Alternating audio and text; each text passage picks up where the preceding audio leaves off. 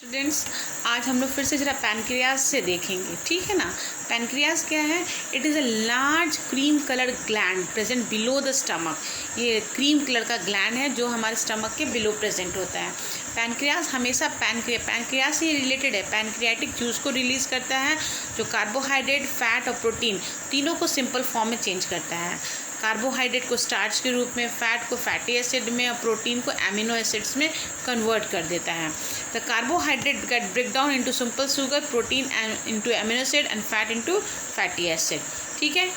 अब है absorption and assimilation. Digested food together with some vitamin. जब हमारा भोजन पच जाता है, चला स्मॉल इंटेस्टाइन में जाता है, एब्जॉर्प्शन का प्रोसेस होता है, तो उसमें क्या है, जो भी पचा हुआ डाइजेस्टेड फूड है वो विटामिन और मिनरल के साथ मिलते हैं और स्मॉल इंटेस्टाइन की दीवारों पे छोटे छोटे फिंगर लाइक प्रोजेक्शन प्रेजेंट होते हैं जिसको विल्लई कहा जाता है। उस विल्लई में क्या प्रेजेंट होता है? Blood capillaries. वही ब्लड कैपिलरीज हमारे शरीर में हमारे भोजन में से मिनरल्स, विटामिन्स को एब्जॉर्ब करता है और उसको हमारे ब्लड स्ट्रीम में मिला देता है। ये प्रोसेस कहलाया एब्जॉर्प्शन, ठीक है। This process is called absorption. The small intestine is the longest part of alimentary canal. हमारे एलिमेंट्री कैनाल का सबसे लॉन्गेस्ट पार्ट क्या है? Small intestine. इसके the inner surface of small intestine contain a large number of finger like projection called villi, ठीक है। These tiny projection on its inner wall further increase the surface area for absorption. ये क्या finger like है, ये अपना surface area बढ़ाता है जिसके कारण उसमें भोजन में जो पोषक तत्व होते हैं उसको वो एब्जॉर्ब कर लेता है। और इसमें क्या कैपिलरीज रन कर रहे हैं, तो ये कैपिलरीज क्या है, खून की धारा में जाके मिल जाता है और इसमें जाके खून की धारा से शरीर के हर अंग तक भोजन हमारा पहुंच जाता है। Each villus has a network of thin and small blood vessels close to its surface. The surface of villi absorb the digested food material. The absorbed substance are transported to different organs of the body by the blood, where they are used to build complex substance like protein required by the body and give energy. तो ये absorb करने के बाद जो भोजन में protein वगैरह चला जाता है रहता है वो सब एब्जॉर्ब कर लिए जाते हैं जो हमारे शरीर को बनाने के लिए, हमारे शरीर में एनर्जी उत्पन्न करने के लिए प्रोसेस है। तो भोजन में से जो प्रोटीन हमारे शरीर में एब्जॉर्ब हुआ और जिस होने के बाद जो हमारी बॉडी में एनर्जी का फॉर्मेशन होता है और बॉडी का जो रिक्वायरमेंट है प्रोटीन का एब्जॉर्ब होने का, ये सब एसिमिलेशन कहलाता है, ठीक है। The absorb substance are transported to different organs of the body by the blood. हमारे ब्लड के द्वारा एब्जॉर्ब सब्सटेंस बॉडी के डिफरेंट ऑर्गन्स तक पहुंचता है, वेयर दे आर यूज्ड होते हैं वहाँ पे टू बिल्ड कॉम्प्लेक्स सब्सटेंस के तौर पे यूज़ होते हैं। जैसे प्रोटीन यूज़ हुआ किस लिए? बॉडी के रिक्वायरमेंट के लिए, बॉडी के ग्रोथ के लिए, बॉडी के एनर्जी के लिए। तो इस प्रोसेस को एसिमिलेशन कहेंगे। Glucose is broken down in the cell with the help of oxygen into carbon dioxide. Glucose क्या होता है? वो टूटता है सेल में ऑक्सीजन की मदद से और कार्बन डाइऑक्साइड में और वाटर में ब्रेक डाउन होता है और एनर्जी रिलीज होती है। अब देखते हैं large intestine. The undigested food along with digested food passes into the large intestine. जो अनडाइजेस्टेड फूड होता है भोजन में से जो भोजन नहीं पच पाया और जो थोड़ा सा डाइजेस्टेड फूड होता है उसके साथ वो लार्ज इंटेस्टाइन में चला जाता है। कहाँ से? स्मॉल इंटेस्टाइन से। The length of large intestine is about 1.5 metre है। एक नॉर्मल ह्यूमन बीइंग का 1.5 मीटर इसका लेंथ है।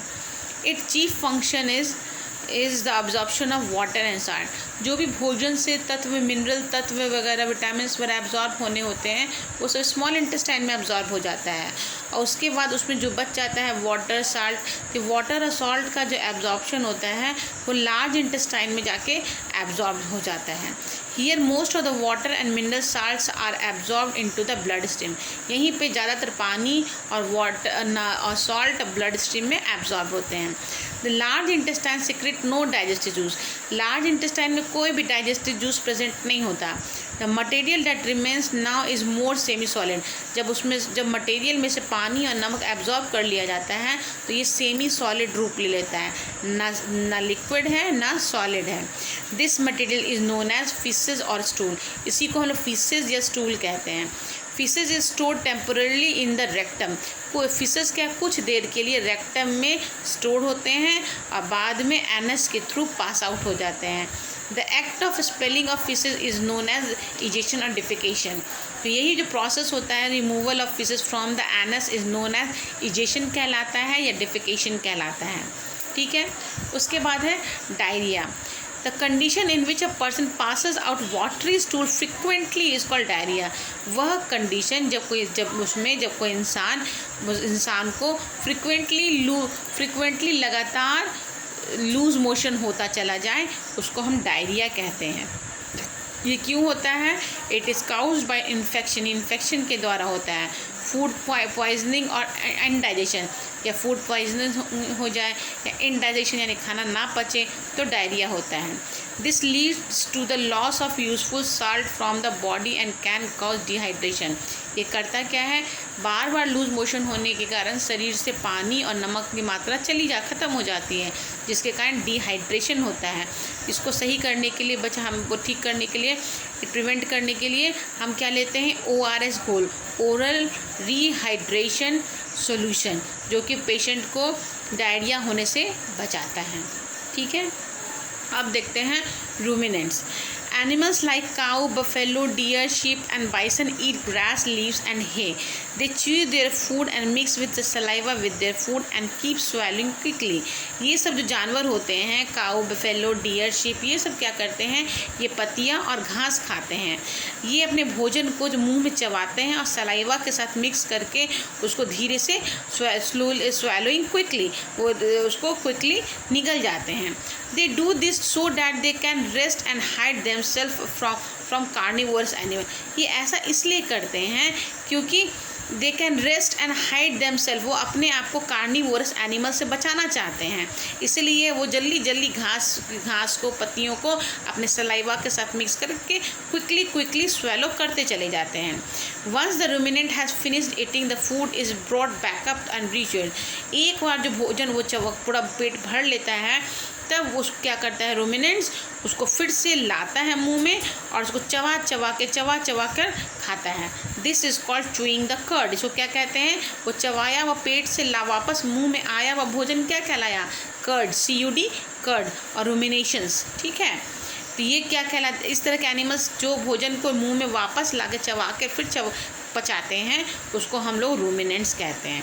If the animal stop ruminating this is a sign of ill health. अगर कोई जानवर है, इस तरीके का जानवर है, काऊ, बफेलो, शीप, ये अगर रूमिनेटिंग करना यानी कि चबाना छोड़ दे, देखेंगे गाय, भैंस, बकरियां शांति से बैठी हुई हैं, मुंह चबा रही हैं। वो क्या चबा रही हैं, उनके मुंह में वापस खाना आ रहा है और वो उसको चबा रही हैं। अगर वो चबाना बंद कर देंगी तो ये समझ लीजिए वो बीमार हैं। The grass is rich in cellulose. हमारा जो ग्रासेस जो होते हैं उसमें सेल्यूलोज की मात्रा बहुत ज़्यादा होती हैं। The cellulose digesting bacteria are not present in the body of human में के बॉडी में सेल्यूलोज को पचाने वाला बैक्टीरिया नहीं प्रेजेंट होता है, due to which human being can not, इसके कारण ह्यूमन बींग्स डाइजेस्ट नहीं कर सकते सेल्यूलोज, कार्बोहाइड्रेट जो प्रेजेंट होते हैं फूड में। Animals like horses, rabbit digest the cellulose. Animals जो होते हैं, रैबिट होते हैं, वो लोग सेल्यूलोज को पचाते हैं by the action of bacteria in large scale that is known as caecum. उसको सीकम कहा जाता है। रैबिट्स क्या करते हैं, rabbits, horses digest the cellulose food by the action of bacteria. Bacteria की मदद से भोजन को डाइजेस्ट करते हैं लार्ज सैक में, that is known as caecum कहलाता है। The stomach of ruminant has 4 chamber. Ruminants के शरीर में 4 चैम्बर होते हैं, रूमेन, रेटिकुलम, ओमैसम एंड एबोमैसम। ठीक है, रूमेन क्या है, रूमेन सबसे पहला चेम्बर है जो सबसे बड़ा होता है। द फूड रिचेज, उसमें फूड उसी में चबाने के बाद सबसे पहले पहुंचता है। और यहाँ पे भोजन पार्शियली चबाया हुआ रहता है, आधा चबाया हुआ, जिसको कर्ड कहा जाता है।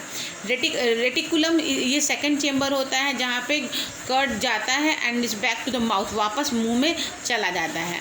ओमैसम जो है थर्ड चेम्बर होता है जहाँ पे रीच्यू किया हुआ भोजन होता है। स्वेलिंग अगेन दोबारा उसमें चला जाता है, चबाया जाता है। Here the food is further digested by digestive juice, यहीं पर भोजन जो होता है डाइजेस्ट किया जाता है डाइजेस्टिव जूसेस के द्वारा। क्या ओमैसम क्या थर्ड चेम्बर है वेयर द रीच्यूएट, जो दोबारा चबाया हुआ भोजन है वो फिर से निगल कर वहाँ आएगा। पहला था र्यूमन में क्या था, पहला चबाया आता है, और ओमैसम में दोबारा चबाने के बाद आता है। Here the food is further digested by digestive juices. Abomasum ये फोर्थ चेम्बर है। This food is further digested, यहाँ पे भोजन डाइजेस्ट होता है और डाइजेशन के बाद goes to small and large, digestion के बाद स्मॉल इंटेस्टाइन में, फिर लार्ज इंटेस्टाइन में जाके एब्जॉर्प्शन ऑफ न्यूट्रिएंट्स होता है। ये चैप्टर ख़त्म हो गया। आप इसका ऑब्जेक्टिव बनाएंगे, फिर मैं भी ऑब्जेक्टिव करवाऊँगी और आप भी ऑब्जेक्टिव इसका कर लेंगे। आज के लिए इतना ही, ठीक है। ये आपका होमवर्क है ऑब्जेक्टिव को बनाना।